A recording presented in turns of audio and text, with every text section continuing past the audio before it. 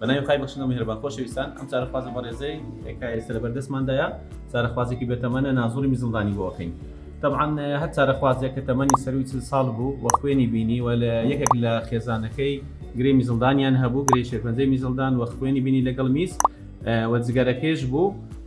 ئەوانە هەمووی هۆکارم بۆ ئەوەی کەلەوان ئەم چارەخوازە گرێی شێرپەنجەی میزڵدانی هەبێ. لەم حاڵەتەش ئەبێمە نازۆرێکی بۆ بکەین.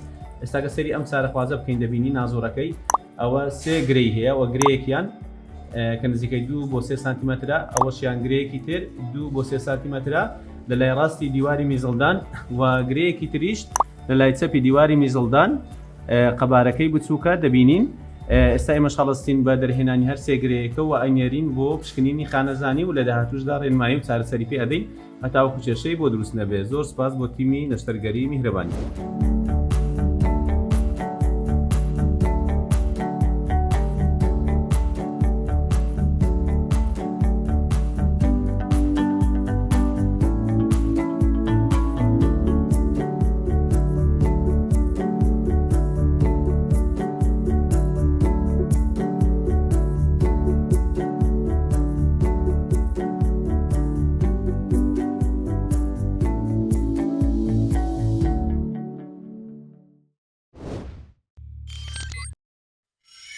میهرەبانی دڵسۆزی و لێزانی